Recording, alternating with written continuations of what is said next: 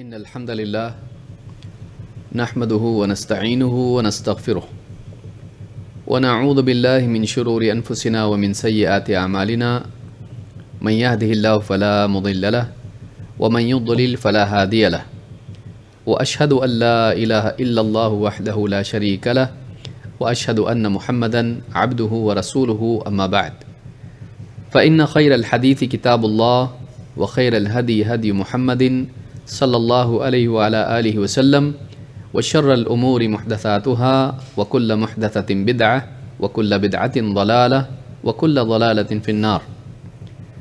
قال الله تبارك وتعالى وقل رب زدني علما وقال جل وعلا واذكرن ما يتلى في بيوتكن من آيات الله والحكمة. قابل احترام اور بہنوں، اللہ رب العالمین کی توفیق سے ایک لمبے زمانے کے بعد 2 سالوں سے زیادہ کا وقت گزر جانے کے بعد اللہ رب العالمین کی توفیق سے ہم سب اس دینی مجلس میں جمع ہیں۔ اللہ تعالیٰ کا احسان ہے، اسی کے لیے حمد ہے، اسی کے لیے ثنا ہے۔ دینی مجالس میں پچھلے 2 سالوں سے جو کمی ہو گئی تھی، اللہ تعالیٰ کے احسان سے آج ہمارا یہ دینی پروگرام یا دینی دروس کا سلسلہ جاری ہوا ہے۔ اللہ تعالیٰ سے دعا ہے کہ ہم سب کو اس طرح کے دینی پروگرامز میں، دینی دروس میں مسلسل آنے کی توفیق عطا فرمائیں، اور آج کے بعد جن دینی مجالس میں ہم شریک ہوتے ہیں، اللہ تعالیٰ ہمارے آنے کو قبول فرمائیں اور اس آنے کو ہمارے لیے دینی اور ایمانی جذبات کے بڑھنے، علم کے اضافے اور آخرت کی راہ میں، آخرت کی طرف بڑھنے میں بہتری کی طرف اللہ تعالیٰ ہمارے لیے ذریعہ بنائے۔ آج سے ایک سلسلہ ہم شروع کر رہے ہیں جس کا عنوان ہے تحفۃ النساء، خواتین کے لیے ایک تحفہ۔ اور اصل میں یہ جو کورس ہے، اس میں رسول اکرم صلی اللہ علیہ وسلم کی 50 احادیث کی شرح ہوگی، اور یہ تمام احادیث خواتین سے متعلق ہیں، کہیں نہ کہیں ماں کی صورت میں، بیٹی کی صورت میں، یا بیوی کی صورت میں، بہن کی صورت میں خواتین کہیں نہ کہیں ان کا رشتہ لوگوں سے ہے۔ اس اعتبار سے قرآن و سنت میں ان کے لیے کیا رہنمائی ہے، خواتین کا مقام کیا ہے، خواتین کے لیے شرعی احکام کیا ہیں، خواتین کے لیے دین میں کیا باتیں بتائی گئی ہیں تاکہ وہ بہتر زندگی گزار سکیں۔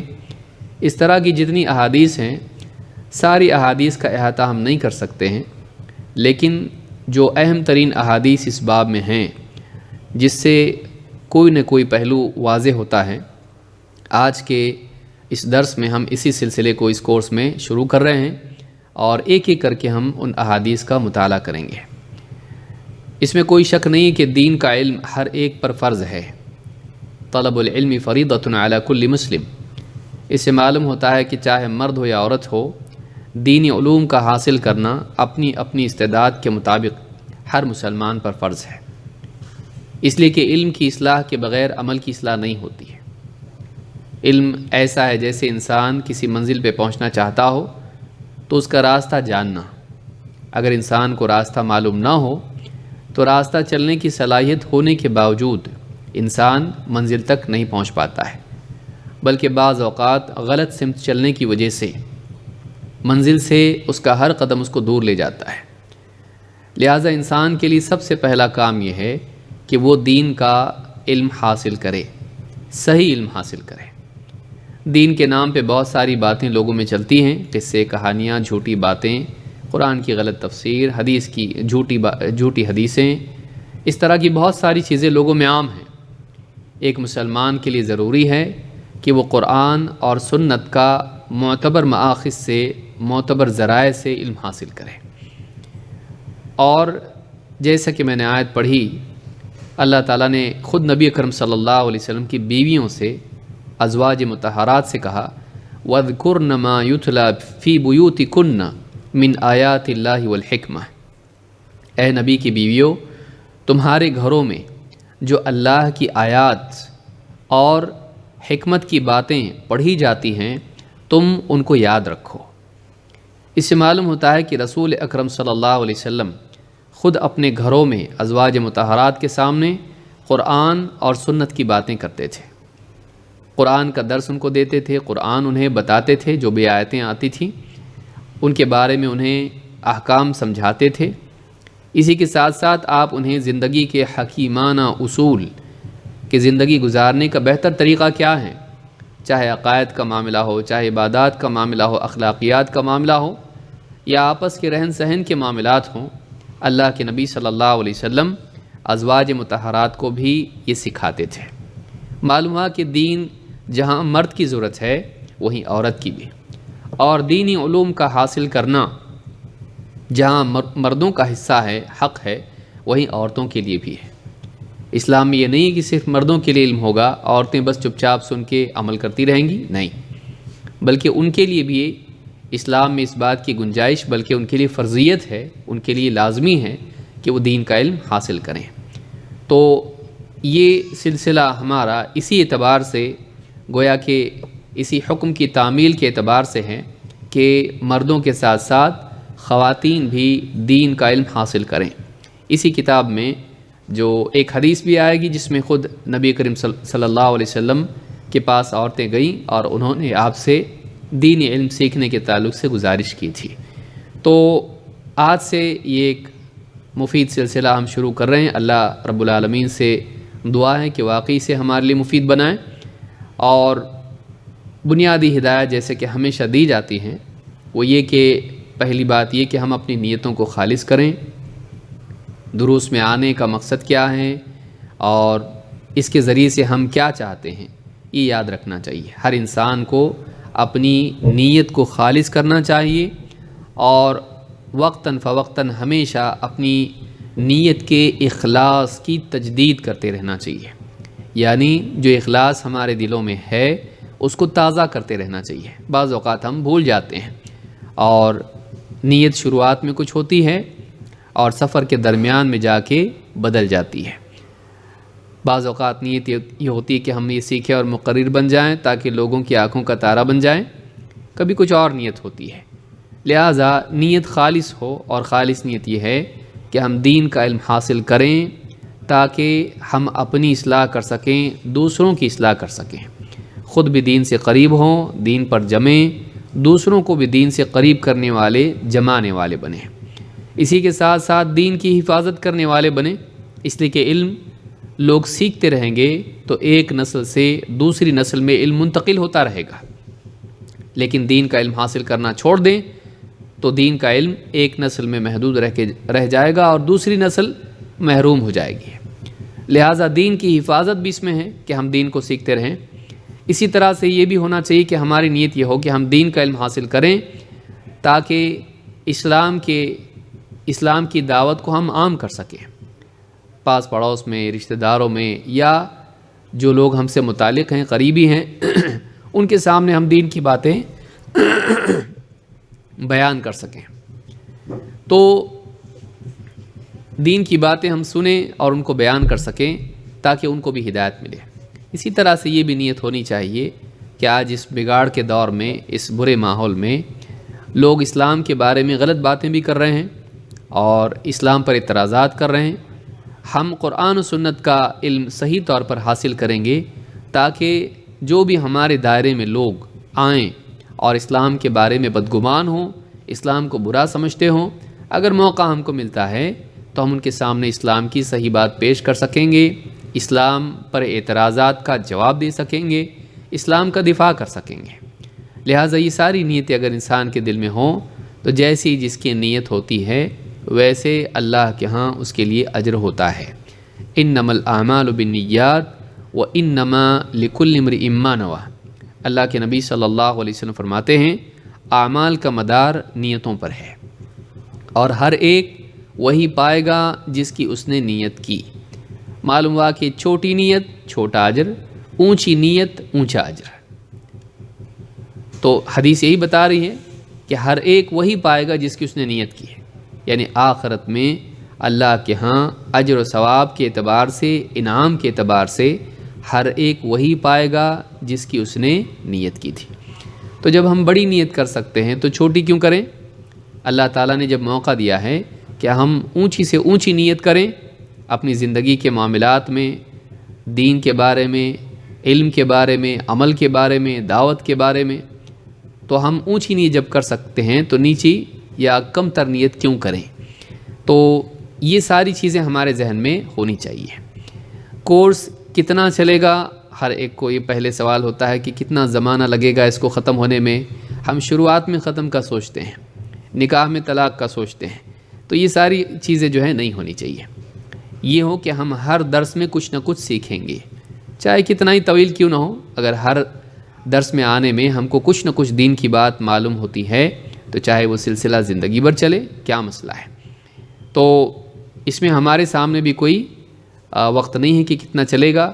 اگر ہر درس میں ہم مان لیجئے 3 سے 5 حدیثیں بھی ختم کرتے ہیں تو کم از کم 2.5 مہینہ چل سکتا ہے، اور اگر 3 حدیثیں ہم مکمل کرتے ہیں تو اس سے بھی آگے جا کر زیادہ وقت لگ سکتا ہے۔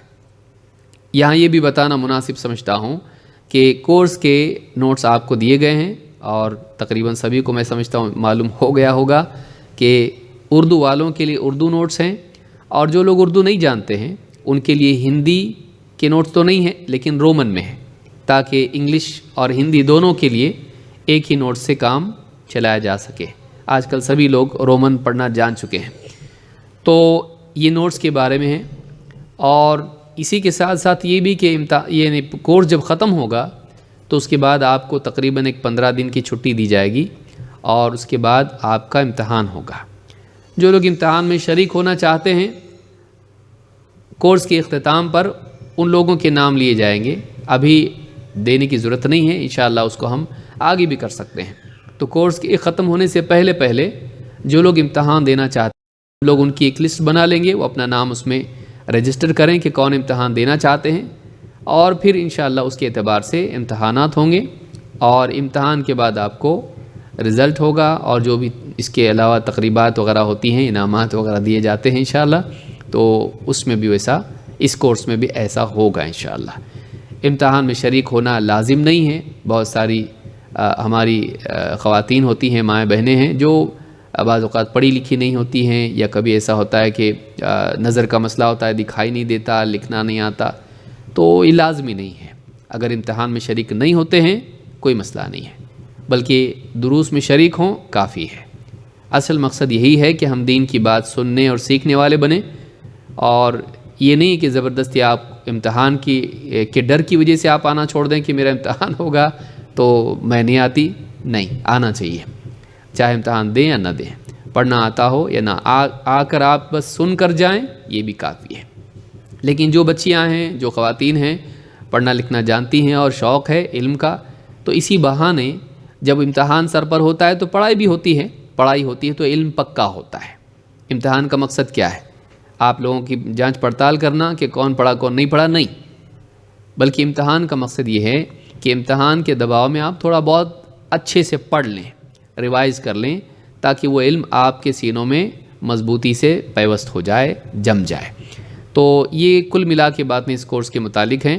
اگر کوئی مزید کسی کے ذہن میں کچھ شبہات یا سوالات یا کوئی استفسار ہو، کچھ پوچھنا چاہیں تو سوال جواب کے وقت میں پوچھ سکتے ہیں۔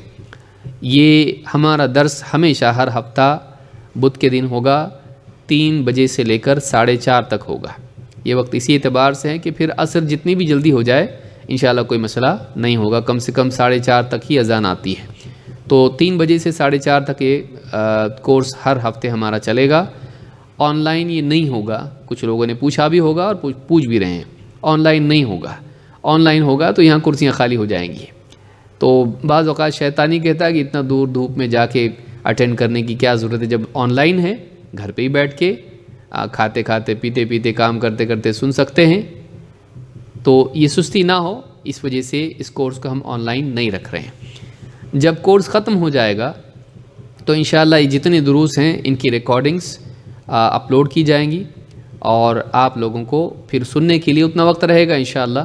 جتنی تفصیل ہوگی، جتنے زیادہ دروس ہوں گے، اس اعتبار سے سننے اور پڑھائی کرنے کے لیے آپ کو وقت بھی انشاءاللہ دیا جائے گا. تو یہ باتیں ہیں، اور وقت کی پابندی ہم کو کرنا چاہیے. طالب علم کے لیے پہلا ادب یہ ہے کہ وقت پر آئے. خواتین چونکہ ان کے اوپر ذمہ داریاں بہت ہوتی ہیں، گھر کی، شوہر کی ذمہ داریاں، گھر بچوں کی ذمہ داریاں وغیرہ، ساس سسر بھی ہوتے ہیں، ساری ذمہ داریاں ہوتی ہیں. اس لیے ہم سختی نہیں کریں گے اس معاملے میں، لیکن گزارش کریں گے کہ آپ حتی الامکان اس بات کا اہتمام کریں کہ وقت پر درس کے لیے آئیں. 3:05 پر درس شروع ہو جائے گا، چاہے ایک بہن آئی ہو. ہم لوگ یعنی کم آئیں، زیادہ کے لیے رکنا چاہیے. ہم لوگ اس کے قائل نہیں ہیں اور ہم کو ہونا بھی نہیں چاہیے. ایک طالب علم اگر آتا ہے درس میں، وہ زیادہ قیمتی ہے، اس کا وقت برباد نہیں کر سکتے ہیں. اس کے آنے کی وجہ سے ہم درس شروع کر دیں گے. اگر ایک بھی طالبہ آئی ہوں، ایک درس جو ہے شروع ہو جائے گا ایک اسٹوڈنٹ کے لیے بھی. تو اس لیے یہ نہ سوچیں کہ ابھی تک تو آئے نہیں ہوں گے اس لیے سب آنے تک اتنا ٹائم لگتا ہے، تو پہلی مرتبہ کا ایکسپیرینس نیکسٹ کے لیے استعمال نہ کریں، بلکہ ہر مرتبہ انشاءاللہ حتی الامکان ہم کوشش کریں گے. 3:05 پر درس شروع ہو جائے گا، کتنے ہی لوگ کیوں نہ آئیں. اور بعض اوقات یہ ہوتا ہے کہ ہماری بہنیں تھوڑی جو لیٹ آتی ہیں، وہ سب کی توجہ اپنی طرف کر لیتی ہیں اور گڑبڑ کر کے ڈسٹرب ہوتا ہے. خاموشی سے آ کے چپ چاپ بیٹھ جائیں. بچے اگر ساتھ میں لاتے ہیں ہم اس کو سختی نہیں کریں گے، لیکن اگر نہ آئیں تو اچھی بات ہے. آتے ہیں تو کوئی مسئلہ نہیں ہے.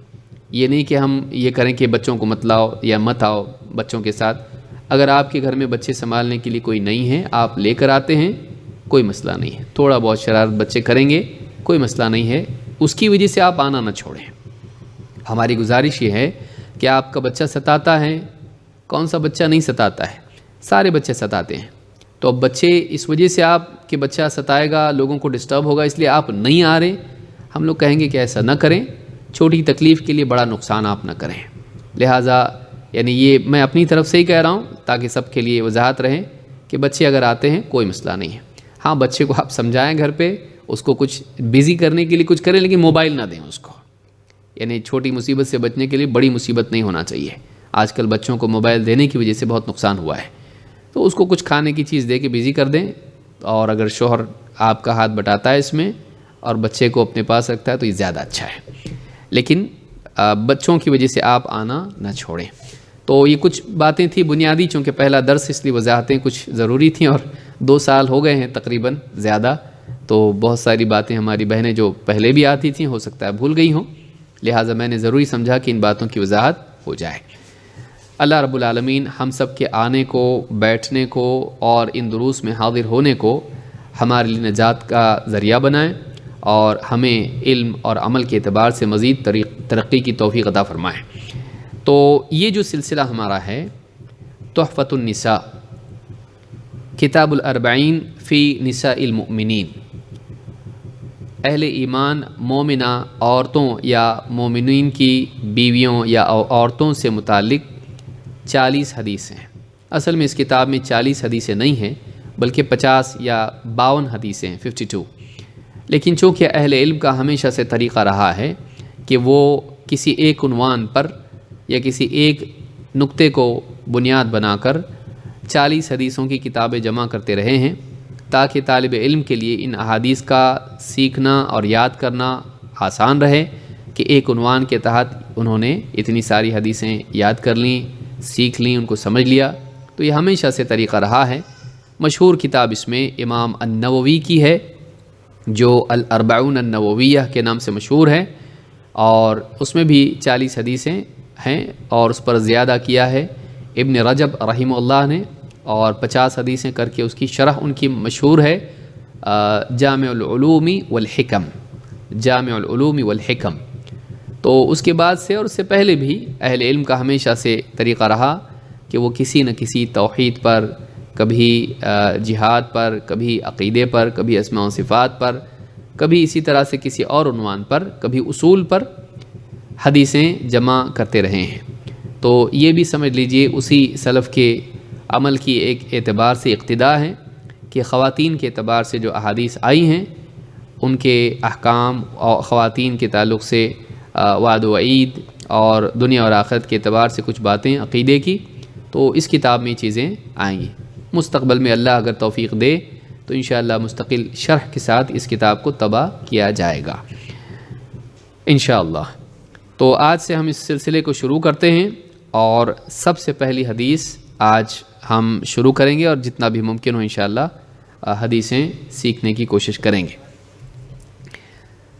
سب سے پہلی حدیث جس کا عنوان ہے ماں کی رحمت، یعنی اللہ کے نبی صلی اللہ علیہ وسلم نے اللہ تعالیٰ کی رحمت کو سمجھانے کے لیے ماں کی رحمت کو دلیل بنایا، اور اس کی طرف اشارہ کرتے ہوئے بتایا کہ اللہ تعالیٰ اس سے زیادہ رحیم ہے۔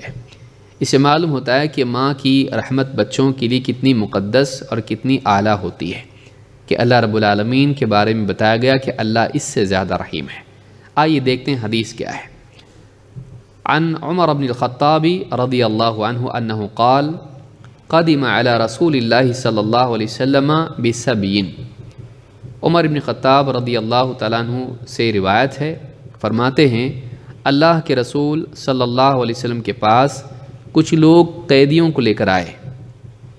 فَإِذَا امْرَأَةٌ مِّنَ السَّبْيِ تَبْتَغِي، ان قیدیوں میں سے، جنگ میں جو قیدی ہوتے ہیں ان میں خاتون بھی تھی، عورت بھی تھی، تبتغی وہ تلاش کر رہی تھی، اذا وجدت صبیا فی السبی اخذتہ، جب بھی اسے بھیڑ میں کوئی بچہ مل جاتا اسے اٹھا لیتی، فالصقتہ ببطنہا وارضعتہ، اور اسے اپنے سینے سے لگا کر اپنے سے چمٹا کر اسے دودھ پلاتی تھی۔ کوئی بھی بچہ مل جاتا اسے اٹھا کر اس طرح سے کرتی ہے۔ فقال لنا رسول اللہ صلی اللہ علیہ وسلم، یہ دیکھ کر اللہ کے رسول صلی اللہ علیہ وسلم نے ہم سے کہا، اترون هذه المرأة طارحة ولدها في النار، تم دیکھتے ہو کیا یہ عورت اپنے بچے کو، اپنی اولاد کو آگ میں ڈال سکتی ہے؟ قلنا لا، ہم نے کہا نہیں۔ واللہ وہی تقدر علی اللہ تطرحہ، اللہ کی قسم اگر اس عورت کے اختیار میں ہو، اس کے بس میں ہو کہ اپنے بچے کو بچائیں، تو کبھی بھی اپنے بچے کو آگ میں نہیں ڈالے گی۔ وقال رسول اللہ صلی اللہ علیہ وسلم للہ ارحم بعبادہ من ہذہ بولدہا، آپ نے فرمایا اللہ کی قسم یہ اللہ تعالیٰ اپنے بندوں پر اس عورت کے اپنی اولاد پر رحیم ہونے سے زیادہ رحیم ہے۔ اللہ تعالیٰ یعنی یہ جو عورت ہے اپنی اولاد پر، اپنے بچے پر جتنی زیادہ رحیم ہے، اللہ تعالیٰ اس سے بھی زیادہ اپنے بندوں پر رحیم ہے۔ امام البخاری نے الادب المفرد میں اس حدیث کو روایت کیا، اپنی کتاب صحیح البخاری میں اس حدیث کو روایت کیا ہے، کتاب الادب میں حدیث نمبر 5999، اور امام مسلم نے کتاب التوبہ میں اس کو روایت کیا ہے، حدیث نمبر 2754۔ تو اس حدیث سے یہ بات معلوم ہوتی ہے کہ اللہ کے نبی صلی اللہ علیہ وسلم نے اللہ رب العالمین کی رحمت کو سمجھانے کے لیے، یعنی یہ بتانے کے لیے کہ اللہ کتنا رحیم ہے، ایک عورت کی اپنی اولاد سے محبت یا اس کے اوپر رحم کرنا، اس کو ذکر کیا۔ اللہ رب العالمین نے ماؤں کے دلوں میں اولاد کے لیے رحم رکھا ہے، پھر چاہے اولاد بعض اوقات شرارت کرنے والی ہو، یا اسی طرح سے نقصان کرنے والی ہو، یا بعض اوقات بڑی ہو کر برائیاں کرنے والی ہو، ماں کے دل سے اس کے لیے رحم ختم نہیں ہوتا۔ اولاد کا بگاڑ ماں کے دل سے رحم کو چھینتا نہیں ہے، وہ رحیم ہوتی ہے۔ کتنے گھروں میں ہم دیکھتے ہیں کہ اولاد بگڑی ہوئی ہوتی ہے، اور اس بگاڑ کے باوجود ماں کے ساتھ بدتمیزی کرتے ہیں، ماں کو تکلیف دیتے ہیں، ماں سے خدمات لیتے ہیں اور سب کچھ کرتے ہیں، اور ماں کو بہت تکلیف بھی اس میں ہوتی ہے، صرف جسمانی نہیں بلکہ دل کی بھی تکلیف ہوتی ہے، دل دکھتا ہے۔ لیکن پھر جب اولاد کی تکلیف ماں دیکھتی ہے تو پھر ماں کو احساس ہوتا ہے، اور وہ ساری چیزیں بھلا کے اپنی اولاد کے لیے وہ دعا کرنے لگتی ہے، اس کے لیے دوڑی دوڑی آتی ہے، اس کی تکلیف پر خود تکلیف محسوس کرتی ہے۔ کتنے لوگ شرابی ہوتے ہیں، زندگیاں خراب ہوتی ہیں، شراب پی پی کے ماں کو مارتے بھی پیٹتے بھی ہیں، لیکن آپ جب کبھی ان کا ایکسیڈنٹ ہو جائے یا دواخانے میں چلے جائیں، آئی سی یو میں چلے جائیں، ماں دوڑی دوڑی آتی ہے، اللہ سے دعائیں کرتی ہے، اس کے لیے بھاگ دوڑ کرتی ہے، اپنے گہنے وغیرہ بیچ کر بھی اس کو بچانے کی کوشش کرتی ہے۔ تو یہ چیز ایسی نہیں کہ کسی سے ڈھکی چھپی ہو، ہر انسان اس کو جانتا ہے۔ لہٰذا اس بات میں بہت گہرائی ہے کہ اللہ کے نبی صلی اللہ علیہ وسلم نے بتایا کہ دیکھو یہ عورت اپنی اولاد کو آگ میں ڈالے گی تو پھر اللہ تعالیٰ اس عورت سے زیادہ رحیم ہے۔ اس سے یہ بھی معلوم ہوتا ہے کہ پھر اللہ کتنا رحیم ہے۔ ہم نے اپنی آنکھوں سے ماں کو دیکھا ہے، ہم نے اللہ کو نہیں دیکھا، لیکن ماں کی محبت اور ماں کی رحمت کو ہم سمجھ سکتے ہیں۔ اللہ تعالیٰ کی رحمت ماں کے برابر نہیں ہے، اسی لیے آپ دیکھیں گے کہ حدیث میں کیا ہے، لَاللَّهُ أَرْحَمُ بِعِبَادِهِ، اور اللہ کی کوئی اولاد نہیں ہے۔ ماں کا اور اولاد کا جو رشتہ ہے یہ پیٹ والا رشتہ ہے، لیکن اللہ کے بارے میں ہم جانتے ہیں لم یلد ولم یولد، اللہ کے نہ کوئی اولاد ہے نہ وہ کسی کی اولاد ہے، نہ اس سے کوئی پیدا ہوا نہ وہ کسی سے پیدا ہوا۔ لیکن یہاں پر اللہ تعالیٰ کے بارے میں بتایا گیا کہ اللہ اس سے زیادہ رحیم ہے، اللہ تعالیٰ اس عورت کے اپنی اولاد سے زیادہ رحیم ہے۔ تو اس حدیث سے بہت بڑی بات معلوم ہی ہوتی ہے کہ اللہ کے نبی صلی اللہ علیہ وسلم کی نگاہ میں عورت کی اپنے اولاد پر رحمت کا کتنا بڑا مقام تھا۔ اس سے عورت کی عظمت معلوم ہوتی ہے، اس سے عورت کی عظمت معلوم ہوتی ہے۔ بہت سے لوگ یہ سمجھتے ہیں کہ اسلام میں عورت کا کوئی مقام نہیں، اسلام میں عورت گری پڑی چیز ہے، اور میڈیا میں عام طور سے اس بات کو بہت زیادہ اچھالا جاتا ہے۔ عورتوں کو اسلام میں ذلیل کیا جاتا ہے، عورتوں کو عیب مانا جاتا ہے، ان کو سماج میں مصیبت مانا جاتا ہے، ان کے اندر برائی ہے، اسلام میں ایسا ہے، عورت کو غلام بنا کے رکھو۔ نہیں، آپ دیکھیے اللہ اس سے بڑی بات کیا ہوگی کہ ایک ماں کی رحمت کو مثال بنا کر اللہ رب العالمین کی رحمت کو سمجھایا جا رہا ہے۔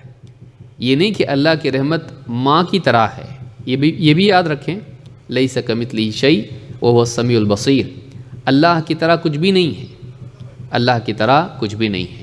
یہ نہیں کہا جا سکتا ہے، یاد رکھیں، کہ اللہ ماں کی طرح محبت کرتا ہے، نہیں، یہ حرام ہے۔ کیوں؟ اس لیے کہ اللہ کسی کی طرح نہیں ہے، اللہ مخلوق کی طرح نہیں ہے۔ یہ کہا جا سکتا ہے کہ اللہ ماں سے زیادہ رحم کرنے والا ہے، ماں کی طرح رحم نہیں کرتا ہے، ماں سے زیادہ اچھا رحم کرتا ہے۔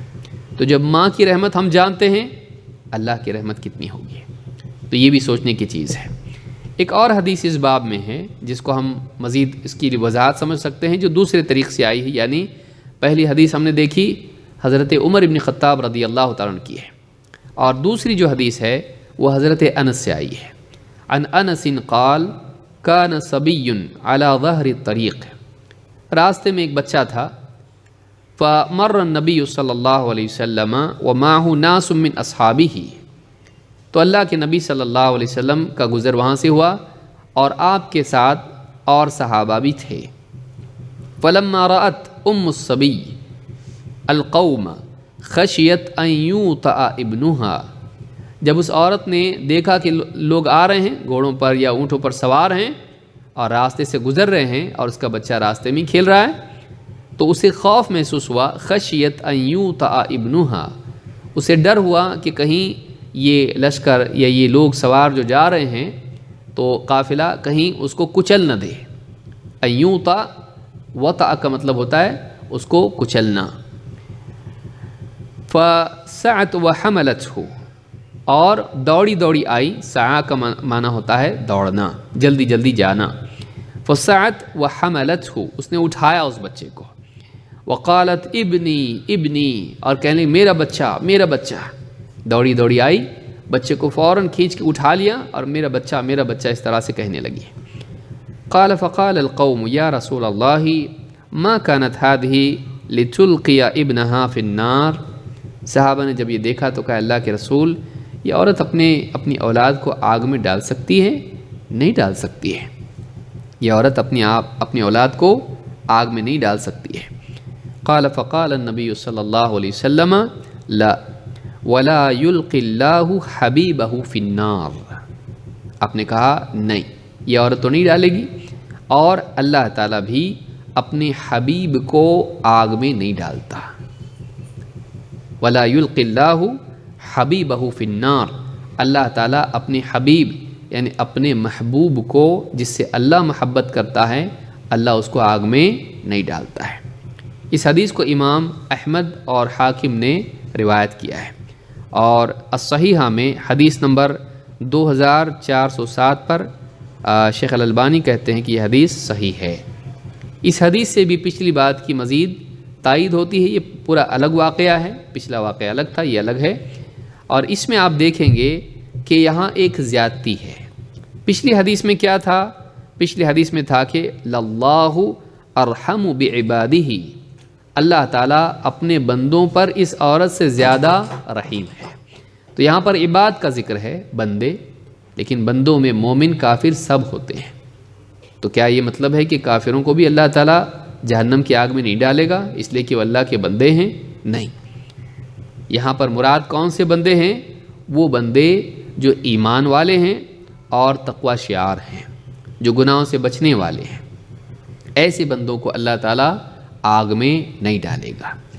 ہاں اگر ایمان والا ہے اور گناہ گار ہیں تو وقتی طور پر ممکن ہے اللہ تعالیٰ جہنم میں اس کو ڈال دے، لیکن وہ ہمیشہ آگ میں نہیں رہے گا۔ ایمان والا بندہ ہمیشہ آگ میں نہیں رہے گا، بلکہ ایک نہ ایک دن اسے جہنم سے نکالا جائے گا۔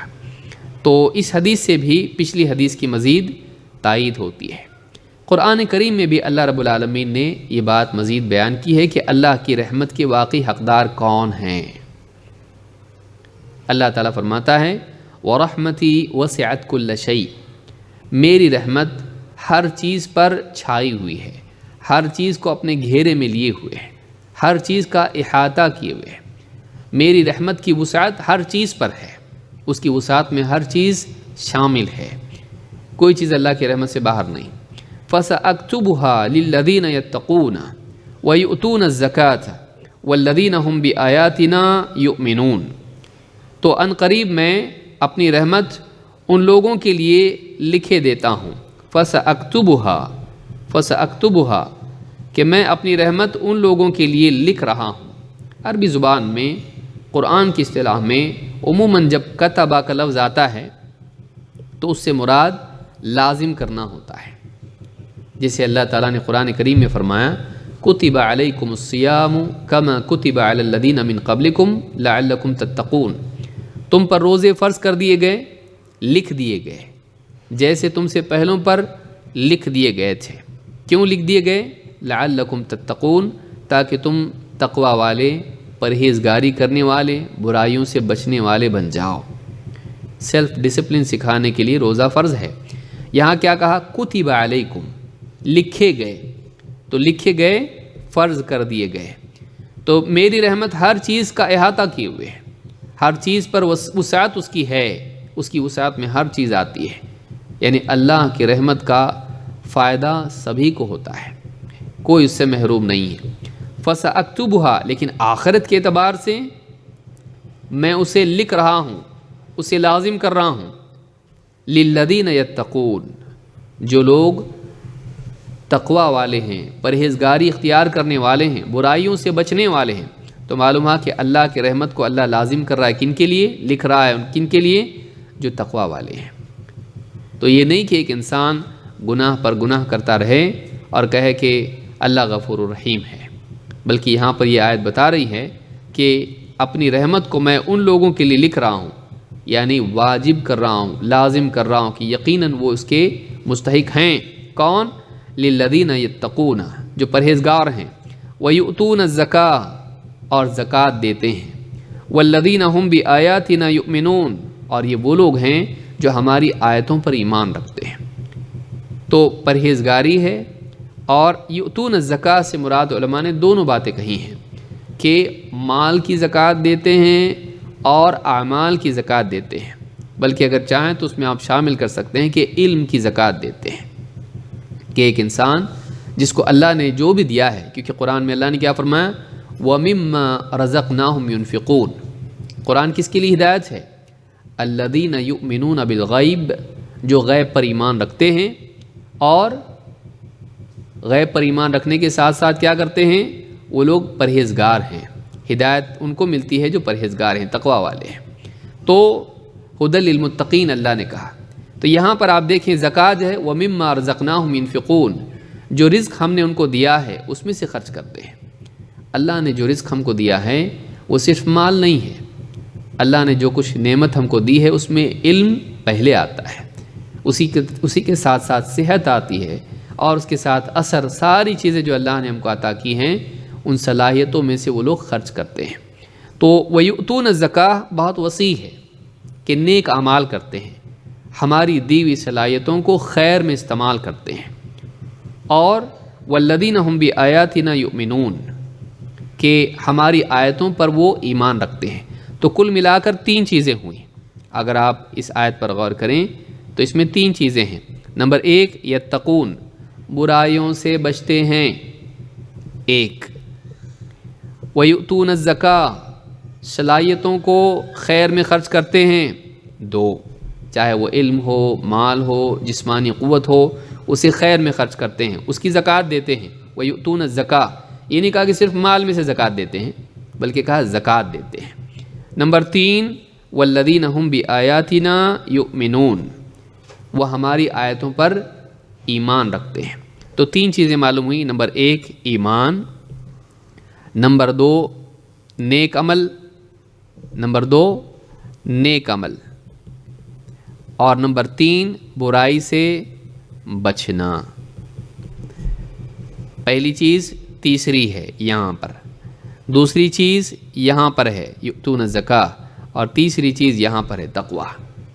تو جو انسان برائی سے بچنے والا ہو، بھلائی کرنے والا ہو، اور مزید یہ کہ وہ ایمان رکھنے والا ہو، تو ایسے لوگوں کے لیے اللہ تعالیٰ نے فرمایا وَرَحْمَتِي وَسِعَتْ كُلَّ شَيْءٍ، اور پھر عمومی رحمت کے بعد خصوصی رحمت کا ذکر کیا، کیونکہ اللہ کی رحمت دنیا میں تو سبھی کے لیے ہے۔ مومن بھی ہوا، پانی اور کھانا، غذا، پھل پھول اور اناج سب سے مستفید ہوتا ہے، اور کافر بھی۔ ایک کافر بھی دنیا میں بارش برستی تو اس کو بھی ٹھنڈک پہنچتی، وہ بھی پانی پیتا ہے، زمین سے اگتا ہے تو وہ بھی کھاتا ہے، تو اس کو بھی فائدہ ہوتا ہے۔ تو مومن کافر دنیا میں دونوں کے لیے اللہ کی رحمت سے استفادہ ہوتا ہے، لیکن آخرت میں نہیں۔ آخرت میں صرف اہل ایمان اللہ کی رحمت کے حقدار بنیں گے۔ اسی لیے فَسَأَكْتُبُهَا میں سین ہے جو مستقبل کے لیے بتایا جا رہا ہے۔ جو عربی جانتے ہیں ان کو معلوم ہے فَسَأَكْتُبُهَا، تو میں عنقریب لکھے دے رہا ہوں، میں عنقریب لازم کر رہا ہوں، یعنی یہ فیوچر کے لیے نیوز ہے۔ کن لوگوں کے لیے یہ رحمت؟ جو تقوی والے ہوں، برائی سے بچنے والے، یؤتون الزکاۃ، بھلائی کرنے والے، اپنے پاس جو کچھ ہے اس میں سے خیر میں خرچ کرنے والے، اور اللہ کی باتوں پر، اللہ کی نشانیوں پر ایمان رکھنے والے۔ تو یہ بہت ہی پیاری آیت ہے، اس کو یاد رکھنا چاہیے۔ سورۃ الاعراف آیت نمبر 156۔ اس آیت میں، اس حدیث میں جیسے کہ کہا گیا کہ اللہ بندوں پر اس عورت سے بھی زیادہ رحیم ہے جو اپنے بچے پر رحم کرتی ہے۔ اس سے یہ شبہ نہیں ہونا چاہیے کہ کوئی یہ کہنے لگے کہ اللہ تعالیٰ ماں کی طرح رحم کرتا ہے۔ تو ماں کی طرح اگر ہم کر دیں گے تو یہ ہوگا کہ ہم نے اللہ کو ماں سے تشبیہ دی، اور اللہ کو ماں کی طرح، ماں جیسا، ماں کے برابر بتایا۔ اللہ کسی کے برابر نہیں، اللہ کے کوئی برابر نہیں، اللہ کی طرح کوئی نہیں ہے، نہ اللہ کے برابر کوئی ہے۔ وَلَمْ يَكُنْ لَهُ كُفُوًا أَحَدٌ، اللہ کی برابری کا کوئی نہیں، اسی طرح سے اللہ کی طرح کوئی نہیں ہے۔ اسی لیے اللہ نے فرمایا لَيْسَ كَمِثْلِهِ شَيْءٌ، اللہ کے مثل کوئی چیز نہیں، اللہ کے سملر، اللہ کی طرح کوئی چیز نہیں۔ وَهُوَ السَّمِيعُ الْبَصِيرُ، ہاں وہ سننے والا، دیکھنے والا ہے۔ اللہ سنتا ہے، دیکھتا ہے، لیکن اللہ کی طرح کوئی سنتا نہیں، اللہ کی طرح کوئی دیکھتا نہیں، اور اللہ کی کسی بھی بات میں اللہ جیسا کوئی نہیں ہے۔ تو اللہ بھی رحیم ہے، انسان بھی رحیم ہے، حتیٰ کہ جانور بھی اپنی اولاد پر رحیم ہوتا ہے۔ جانور بھی، ایک مخلوق بھی اپنی اولاد پر رحیم ہوتا ہے، چاہے وہ بکری ہو، بلی ہو یا شیرنی ہو، وہ بھی اپنی اولاد پر رحیم ہوتی ہے۔ لیکن یعنی بھیڑ خونخوار جانور بھی ہوتے ہیں لیکن وہ اپنے بچوں پر رحیم ہوتے ہیں، ان کے لیے رحم کرنے والے ہوتے ہیں، ان کا بچاؤ کرنے والے، ان کو غذا لا کے دینے والے۔ آپ سوچئے بھیڑیا بھی، یہ جانور بھی، ایسے خونخوار جانور بھی اپنی اولاد کے لیے رحیم ہوتے ہیں۔ تو رحمت اللہ نے مخلوق میں بھی رکھی ہے، لیکن ہم یہ نہیں کہہ سکتے ہیں کہ اللہ کی رحمت مخلوق کی طرح ہے، ہم یہ نہیں کہہ سکتے ہیں۔ اللہ کی رحمت بہت اونچی ہے، اللہ بہت عظیم ہے، اللہ کے بارے میں ہم تصور بھی نہیں کر سکتے ہیں کہ اللہ کتنا رحیم ہے۔ جیسا کہ بعض احادیث میں آیا کہ اگر کسی کو معلوم ہو جائے، کافر کو بھی معلوم ہو جائے کہ اللہ کتنا رحیم ہے، تو کبھی جنت سے مایوس نہ ہو۔ اگر کافر کو واقعی سمجھ میں آ جائے اللہ کتنا رحم والا ہے، وہ جنت سے مایوس نہیں ہوگا۔ تو اللہ کی طرح کوئی نہیں، یہ بھی یاد رکھنا چاہیے۔ تو کوئی یہ نہ کہے کہ اس حدیث میں تمثیل ہے، تمثیل اللہ کی مثال بیان کی گئی ہے، نہیں، یہ کہا گیا کہ اللہ زیادہ رحیم ہے۔ اس لیے لفظ آپ دیکھیے کیا ہے یہاں پر، للہ ارحم، یہ کمپیریٹیو ہے، یعنی اللہ زیادہ رحیم ہے اس عورت سے، یعنی کہ اللہ اس کے برابر، اس کی طرح۔ تو یہ بات بھی یاد رکھنا چاہیے ورنہ غلطی ہو سکتی ہے۔ آئیے دوسری حدیث ہم دیکھتے ہیں کہ یہاں بھی خواتین کے تعلق سے حدیث ہے۔ یہ ساری حدیثیں کہیں نہ کہیں ماں یا اسی طرح سے بیوی یا بیٹی، بہن کے روپ میں جو بھی خواتین یا ایک اجنبی عورت، اس اعتبار سے عورتوں کے بارے میں کچھ حدیثیں ہم ان کا مطالعہ کر رہے ہیں۔ لیکن سب سے پہلا اور اونچا رشتہ ایک انسان جب پیدا ہوتا ہے تو وہ ماں کے ساتھ ہوتا ہے، تو اس اعتبار سے یہ حدیثیں ہم نے پہلے ذکر کی ہیں۔ انسان پیدا ہوتی پہلا رشتہ اس کا بیوی کا تھوڑی نہ ہوتا ہے، وہ صرف آدم علیہ السلام کے لیے تھا کہ اللہ نے پہلا رشتہ ان کو بنایا کون سا؟ بیوی والا۔ لیکن باقی سارے انسان جتنے بھی پیدا ہوتے ہیں، چاہے مرد ہو یا عورت ہو، اس کے لیے پہلا رشتہ کون سا ہے؟ ماں کا رشتہ ہے۔ تو دوسری حدیث جو ہم دیکھیں گے وہ یہ کہ ماں بہترین سلوک کی حقدار ہے، ماں کے ساتھ میں اچھا سلوک ہونا چاہیے، بلکہ باپ کے مقابلے میں وہ حسن سلوک کی زیادہ حقدار، وہ محتاج ہے۔ ابو ہریرہ رضی اللہ عنہ، دیکھتے ہیں ہم حدیث کے الفاظ کیا ہیں۔ عن ابی ہریرہ رضی اللہ عنہ قال، ابو ہریرہ رضی اللہ تعالیٰ عنہ سے روایت ہے، فرماتے ہیں جاء رجل، آیا ایک آدمی، الی رسول اللہ صلی اللہ علیہ وسلم، اللہ کے رسول صلی اللہ علیہ وسلم کے پاس، فقال، اس نے کہا، یا رسول اللہ، اے اللہ کے رسول، من احق الناس، لوگوں میں سب سے زیادہ حقدار کون ہے؟ من، کون؟ احق الناس، سب سے زیادہ حقدار، بحسن صحابتی، میری صحبت، ساتھ رہنے کے اعتبار سے اور اچھا ساتھ رہنے کے اعتبار سے، یعنی اچھا سلوک کرنے کے اعتبار سے، حسن صحبت کے اعتبار سے میرے سلوک کا سب سے زیادہ حقدار کون ہے؟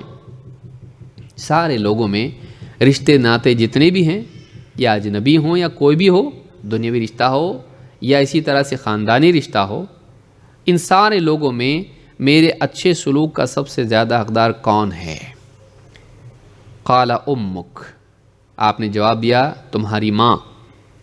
قال ثم من، اس کے بعد کون؟ قال ثم امک، آپ نے پڑھا پھر تمہاری ماں۔ قال ثم من، پھر اس کے بعد اور کون ہے؟ قال ثم امک، پھر تیری ماں۔ قال ثم من، چوتھی بار پوچھا اور اس کے بعد کون؟ قال ثم ابوک، کہا پھر اس کے بعد تمہارے باپ، تمہارے والد۔ امام البخاری نے صحیح بخاری میں کتاب الادب میں حدیث نمبر 5971 پر 5971، اور اسی طرح سے امام مسلم نے کتاب البر والصلة والآداب صحیح مسلم میں حدیث نمبر 2548 پر اس حدیث کو روایت کیا ہے۔ اس حدیث میں بتایا گیا ہے کہ انسان کو ماں باپ کے ساتھ اچھا سلوک کرنا چاہیے، کیونکہ نمبر کس کا آ رہا ہے؟ دونوں کا ہے، ماں، 1 2 اور 3، ماں کے ساتھ اچھا سلوک کرنا ہے سب سے سارے لوگوں میں، پھر اس کے بعد باپ. تو باپ یہاں چھٹی نہیں ہے، مطلب باپ بھی ہے. ماں اور باپ دونوں کے ساتھ اچھا سلوک کرنا ہے. تو معلوم ہوا کہ دنیا میں ہمارے جتنے رشتے ہیں ان سارے رشتوں میں سب سے زیادہ اچھے سلوک کے حقدار کون ہیں؟ ماں باپ ہیں. اور ماں باپ میں بھی زیادہ حقدار اچھے سلوک کا کون ہے؟ ماں. اور 3 بار، 1 2 3 بار اللہ کے نبی صلی اللہ علیہ وسلم نے ماں کا ذکر کیا کہ ماں زیادہ محتاج یا حقدار ہے اچھے سلوک کے. اچھے سلوک میں ساری چیزیں آئیں گی، ان کے ساتھ اچھے سے بات کرنا، ان کو پروٹیکٹ کرنا، ان کے ساتھ رحم کا، شفقت کا سلوک کرنا، اور ان کو دنیا کی جتنی چیزیں ہیں، غذا، لباس، علاج وغیرہ جتنی بھی چیزیں ہیں وہ پرووائڈ کرنا. یہ ساری چیزیں اس میں شامل ہیں. تو آپ دیکھیں انسان آج تعلقات کے اعتبار سے باہر جاتا سب سے اچھا ہے، گھر میں آ کے کیسا سلوک اس کا ہے، چاہے بیٹے ہوں یا بیٹیاں ہوں. تعلقات کے اعتبار سے دیکھیے، بچہ پڑھ رہا ہے، جاب کر رہا ہے، گھر میں آنے کے بعد یہاں جوتے پڑے ہیں، وہاں کپڑے پڑے ہیں، ماں بیچاری سب سمیٹ کے اٹھا رہی ہے، دھو رہی ہے، اور دھونے کے بعد میں سب کچھ کرنے کے بعد میں جب وہ پہننے کے لیے اٹھا رہا ہے کپڑا تو یہ سیدھے سے کیوں نہیں دھویا، یہاں کیسے رہ گیا، مجھ کو دوستوں میں پکنک پہ جانا تھا، یہ دیکھو کپڑا اس ٹھیک سے دھلا ہوا نہیں ہے. ماں کے ساتھ برا سلوک، گویا کہ ماں اس کی ماں نہیں ہے جس نے اس کو جنم دیا ہے، بلکہ ماں کون ہے؟ اس کی یعنی غلام ہے. اور قیامت کی علامات میں سے اللہ کے نبی صلی اللہ علیہ وسلم نے بتایا تھا ان تلد الامۃ ربتہا، اور ایک روایت میں ہے ان تلد الامۃ ربہا. دونوں طرح کی روایت ہے کہ قیامت کی علامات میں سے ایک علامت یہ بھی ہے کہ ایک باندی اپنے مالک کو، اور ایک روایت میں اپنی مالکن کو جنم دے گی. ابن حجر رحمہ اللہ فتح الباری میں کہتے ہیں یہ آخری دور میں بگاڑ کو بتاتا ہے کہ بگاڑ اتنا ہوگا کہ مائیں غلام بن جائیں گی اور ان کی اولاد جو ہے وہ ان کی مالک کی طرح ہو جائے گی. جیسے مالک اپنے خادم سے، اپنے غلام سے کام لیتا ہے، ڈانٹتا ڈپٹتا ہے، اسی طرح سے اولاد بھی، بیٹے بھی، بیٹیاں بھی اپنی ماؤں کے ساتھ میں غلام کا سا سلوک کریں گی، ان سے خدمت لیں گی، اور اس کے ساتھ ہی ان کے ساتھ بدسلوکی کریں گے. آج کیا کم ہے، بچی پڑھ رہی، ماں باپ کی خدمت کرنے کی بجائے وہ ماں باپ کے ساتھ بدسلوکی کرتی ہے. سہیلیوں کے ساتھ یہاں جا رہی، بائک پہ جا رہی، کالج جا رہی، یوں کر رہی توں کر رہی، وہ اپنی دنیا میں ہے. لیکن ماں باپ کے ساتھ اچھے سے بات کرنا، ان کے ساتھ تھوڑا بیٹھ کے ہمدردی کرنا، ماں بیمار ہے، باپ بیمار ہے، ان کا خیال رکھنا یا گھر کی خدمت کرنا آج عام طور سے یہ چیز مفقود ہوتی جا رہی ہے. تو یہ بھی بہت سوچنے کی چیز ہے، خاص طور سے ہماری جو بچیاں ہیں ان کو اس بات کو یاد رکھنا چاہیے کہ کہیں وہ اس حدیث کے مصداق نہ بن جائیں، کہیں وہ اس حدیث میں جس برائی کی طرف اشارہ کیا گیا ہے وہ اس کے حصے دار نہ بن جائیں کہ باندی اپنی مالکن کو جنم دے گی، کہ عورتوں سے ان کی مالکن پیدا ہوگی، یعنی اولاد مالک ہوگی اور ماں غلام. ایسا نہیں ہونا چاہیے. اس حدیث سے معلوم ہوتا ہے کہ سارے لوگوں میں سب سے اچھا سلوک ماں سے ہونا چاہیے، اور ماں کے ساتھ ساتھ باپ سے بھی اچھا سلوک ہونا چاہیے. آج ہم لوگ سارے لوگوں سے اچھے رہتے ہیں، کیوں؟ تعریف ہوگی بہت اچھا انسان ہے، اور گھر میں ماں باپ سے ہمارا سلوک اچھا نہیں ہے. تو یہ لٹمس ٹیسٹ ہے. اور بھی حدیثیں آئیں گی جو دوسرے رشتے کے بارے میں بھی، بیوی کے بارے میں، لیکن فی الوقت ہم ماں باپ کے بارے میں دیکھیں گے کہ انسان اپنے گھر والوں کے ساتھ اگر اچھا نہیں ہے، باہر وہ کتنا بھی اچھا ہو کیا فائدہ، باہر تھوڑی دیر کے لیے لوگوں کے ساتھ رہتا ہے، لیکن گھر والوں کے ساتھ سالوں سال روزانہ رہتا ہے. لہٰذا انسان واقعی اچھا ہے، یہ اس کی گواہی کون دے گا؟ گھر والے، باہر والے نہیں. باہر والوں کے لیے تو فرشتہ ہیں، لیکن گھر میں فرعون ہے. تو انسان کو یاد رکھنا چاہیے کہ اس کی پہچان اس کے گھر والے ہیں، اس کے لیے گواہ اس کے گھر والے ہیں. تو اس حدیث سے بات معلوم ہوتی ہے کہ اللہ کے نبی صلی اللہ علیہ وسلم نے 3 مرتبہ ماں کا ذکر کیا. سوال یہ پیدا ہوتا ہے 3 بار کیوں، اور چوتھی بار باپ؟ قرآن کریم میں ایک آیت ہے جس میں اس کی طرف اشارہ موجود ہے. کیوں 3 بار؟ کیونکہ اللہ کے نبی صلی اللہ علیہ وسلم سب سے زیادہ قرآن کو سمجھنے والے تھے، بلکہ آپ کی ذمہ داریوں میں سے تھا کہ آپ قرآن کی باتیں لوگوں کو واضح کر کے بتائیں۔ اللہ تعالیٰ قرآن کریم میں فرماتا ہے وَأَنزَلْنَا إِلَيْكَ الذِّكْرَ لِتُبَيِّنَ لِلنَّاسِ مَا نُزِّلَ إِلَيْهِمْ، اے نبی ہم نے آپ کی طرف اس نصیحت والی کتاب کو نازل کیا ہے تاکہ آپ لوگوں کو واضح کر کے بتلا دیں ان کی طرف ان کے رب کی طرف سے کیا پیغام آیا ہے۔ معلوم ہوا کہ نبی اکرم صلی اللہ علیہ وسلم کی ذمہ داری یہ تھی کہ لوگوں کو قرآن کی باتیں واضح کر کے سمجھائیں۔ اب دیکھیے اس حدیث میں تو آیا 3 بار ماں کا تذکرہ اور 1 بار آخر میں باپ کا، تو آپ دیکھیے قرآن میں کیا اس کی تائید میں کچھ ہے؟ کیا یہ حدیث قرآن کی کسی آیت کی وضاحت کر رہی ہے؟ بلا شبہ کر رہی ہے۔ اور ہم کو پھر یہ سمجھ میں آئے گا کہ دیکھیے قرآن کو سمجھنے کے لیے حدیث دیکھنا کتنا ضروری ہے۔ قرآن کریم میں سورہ لقمان آیت نمبر 14، اس آیت میں اللہ فرماتا ہے وَوَصَّيْنَا الْإِنسَانَ بِوَالِدَيْهِ، ہم نے انسان کو اس کے والدین کے ساتھ اچھا سلوک کرنے کی تلقین کی ہے۔ یہ جو میں بتا رہا ہوں یہ آپ کے نوٹس میں نہیں ہے، یہ سمجھ لیجئے گویا کہ ایک شرح والی نقاط ہیں، آپ کے پاس صرف حدیثیں ہیں، ساری اگر تفصیلات آپ کو دے دی جائیں تو گھر پہ بیٹھ کے پڑھیں گے، اس لیے بھی آپ کو یہ نہیں دیا گیا، یہاں پہ آپ کے سمجھیں گے ساری تفصیلات اس کی کیا ہیں۔ وَوَصَّيْنَا الْإِنسَانَ بِوَالِدَيْهِ، ہم نے انسان کو اس کے والدین کے بارے میں خصوصی وصیت کی ہے، یعنی اچھے سلوک کی۔ تو اب دیکھیے یہاں پہ کیا آ گیا؟ والدین، تو ماں بھی ہے اور باپ بھی، تو دونوں کے ساتھ اچھے سلوک کی وصیت تو آ گئی، لیکن آگے کیا ہے؟ حملته امه وهنا على وهن وفصاله في عامين ان اشكر لي ولوالديك الي المصير۔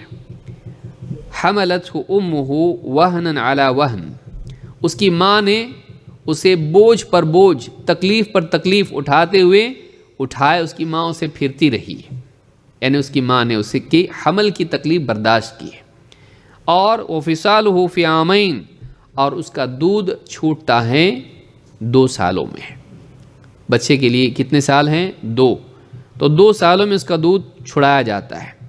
انشکر لی، تو تو میرا شکر کر، ولی والدیک، اور اپنے ماں باپ کا۔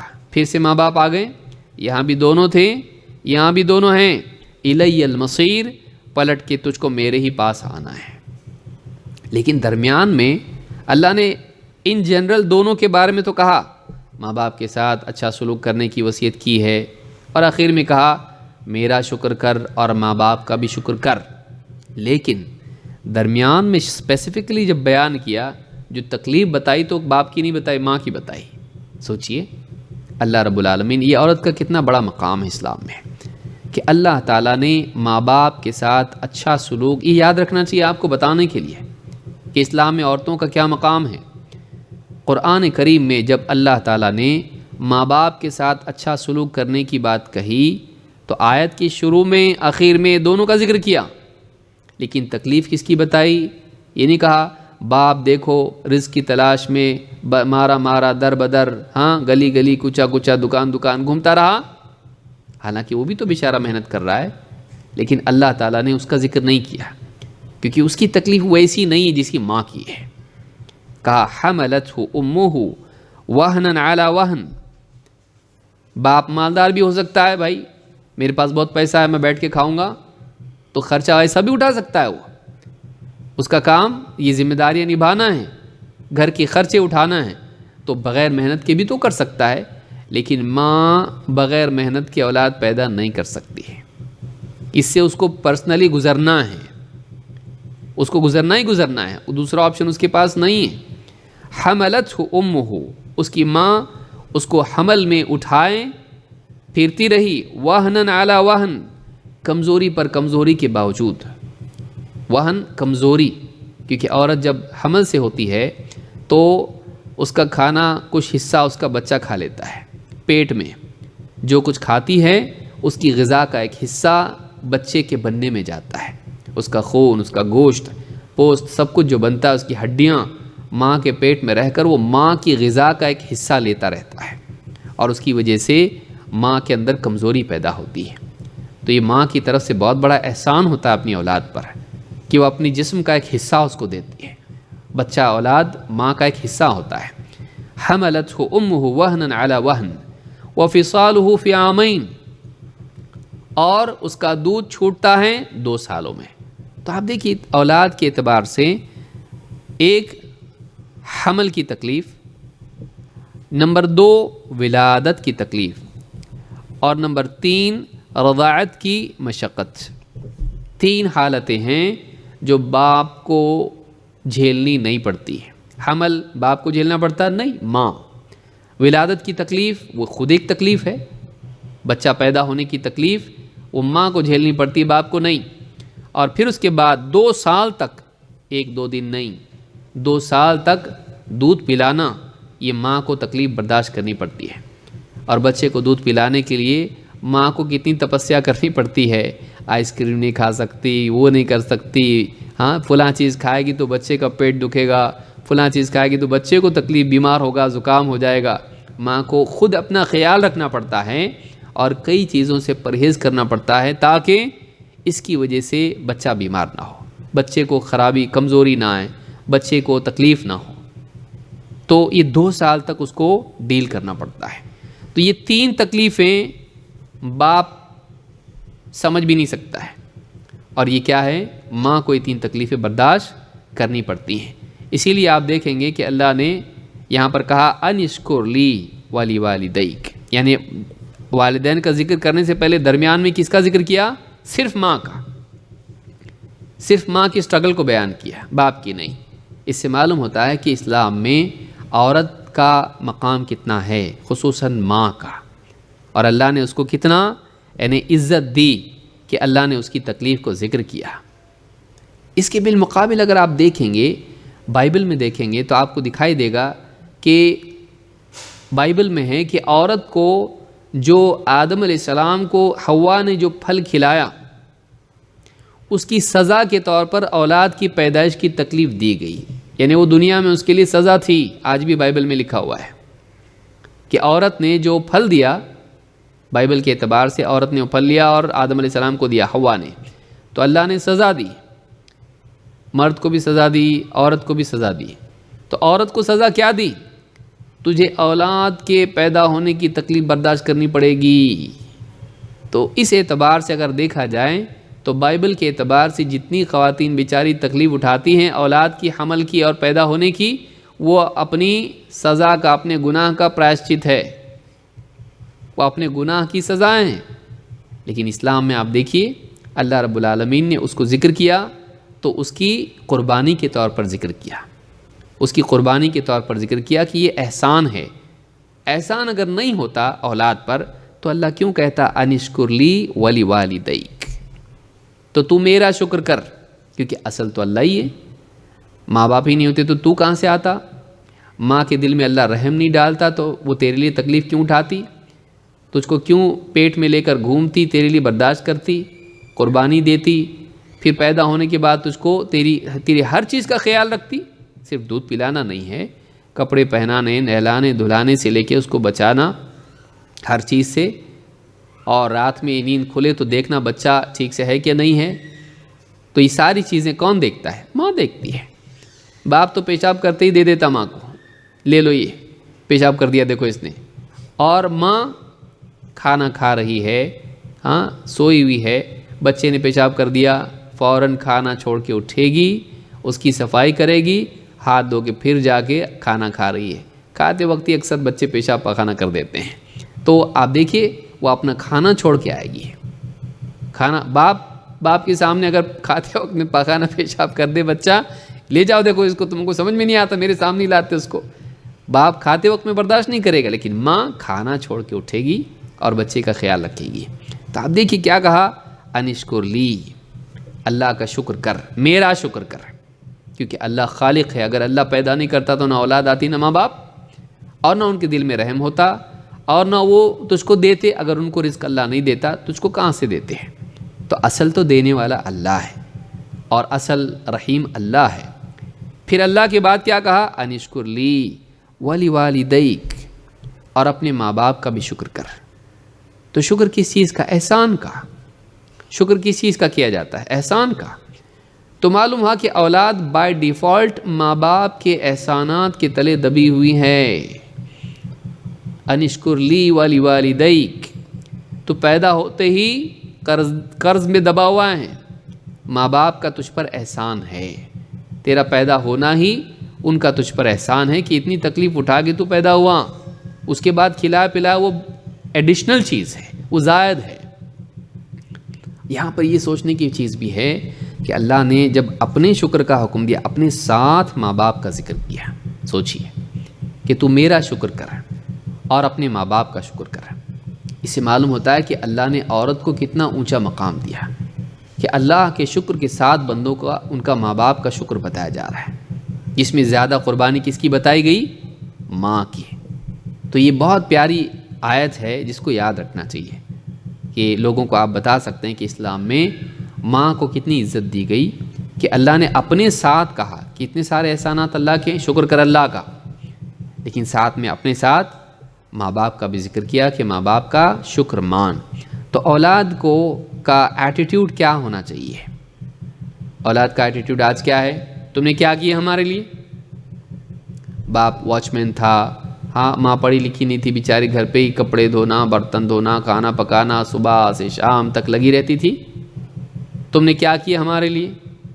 اولاد کا آج ایٹیٹیوڈ یہ ہے. کم سے کم جائیداد تو کچھ رہتی، ہمارے کچھ کام آتی. بیٹا تجھ کو پیدا کیا، اس سے زیادہ کیا ہوگا؟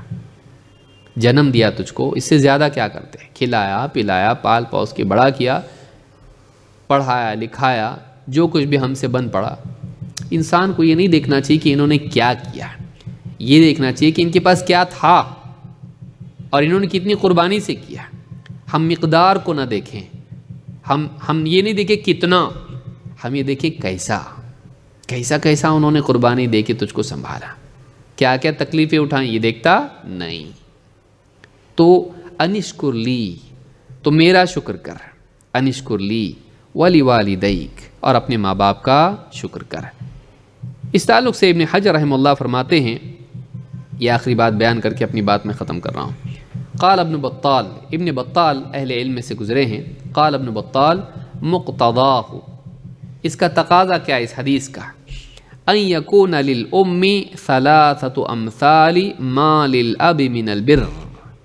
اس حدیث سے بات معلوم ہوتی ہے کہ باپ کے مقابلے میں ماں کو 3 گنا زیادہ، 3 چیزیں زیادہ اچھا سلوک ہونا چاہیے. 3 حصے زیادہ، کیونکہ 3 بار ماں کا، چوتھی بار باپ کا، تو ماں کے ساتھ اچھا سلوک 3 گنا زیادہ ہونا چاہیے. قال وكان ذلك لصعوبة ثم الوضع ثم الرضاع. علماء نے یہ تینوں باتیں یہاں پر کہی ہیں. کیوں ایسا ماں کے ساتھ 3 گنا کیوں؟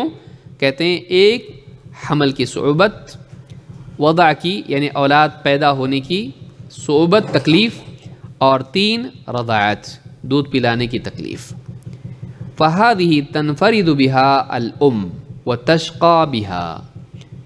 یہ 3 چیزیں ہیں جن میں ماں تنہا ہوتی ہے، ان کو اکیلی ماں بھگتتی ہے، تکلیف اٹھاتی ہے 3 چیزیں، اور اسی کی وجہ سے اس کو بہت ہی پریشانی ہوتی ہے. ثم تشارک الاب فی التربیہ. ہاں بعد میں بچے کی جسمانی و دینی تربیت میں باپ بھی شامل ہو جاتا ہے. باپ بھی اس کو کھلاتا ہے، ماں بھی کھلاتی ہے، باپ بھی اس کو پڑھاتا ہے، ماں بھی پڑھاتی ہے، تو اس کی دینی یا دنیاوی جسمانی تربیت میں باپ بھی شامل ہو جاتا ہے. لیکن پیدا ہونے تک اور رضاعت میں باپ شریک نہیں ہوتا ہے. وقد وقعت الاشارۃ الی ذلک فی قولہ تعالی ووصینا الانسان بوالدیہ حملته امہ وہنا علی وہن وفصالہ فی عامین. اور اللہ تعالیٰ نے اس آیت میں بھی اس طرف اشارہ کیا ہے. فسوى بینہما فی الوصایہ وخص الامہ بالامور الثلاثہ. کہتے ہیں کہ اللہ تعالیٰ نے ان کے ساتھ اچھا سلوک کرنے کی وصیت تو دونوں کے بارے میں کہا، دونوں کو برابر کیا کہ دونوں کے ساتھ اچھا سلوک کرنے کی وصیت اللہ نے کی ہے، لیکن وخص الامہ بالامور الثلاثہ، لیکن ان 3 چیزوں میں ماں کو خاص طور سے ذکر کیا. فتح الباری میں حدیث نمبر 5971 کی شرح میں امام ابن حجر رحمہ اللہ نے بات کہی ہے۔ بخاری کی ایک مشہور شرح کس کو کہتے ہیں؟ کامنٹری جس کو آپ کہیں یا ایکسپلینیشن کہیں۔ بخاری کی مشہور شرح ہے کون سی؟ فتح الباری۔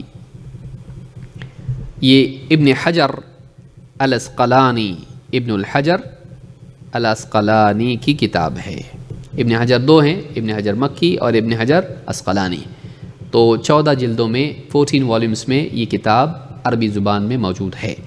تو اس دوسری حدیث میں ہم نے دیکھا کہ اسلام میں عورت کا مرتبہ اور مقام بہت اونچا ہے، خصوصاً ماں کی صورت میں، اور مرد سے بھی زیادہ آگے اس کو رکھا گیا۔ سوچئے کوئی آدمی بولے تمہارے اسلام میں عورتوں کے لیے کچھ بھی نہیں ہے، چوتھے نمبر پر آ رہا باپ، 3 مرتبہ ماں کا ذکر کیا۔ اگر عورت اسلام میں حقیر ہوتی، اس کی کوئی ویلیو نہیں ہوتی، اللہ کے نبی صلی اللہ علیہ وسلم 3 مرتبہ عورت کا ذکر کر کے پھر آدمی کا نہیں کرتے۔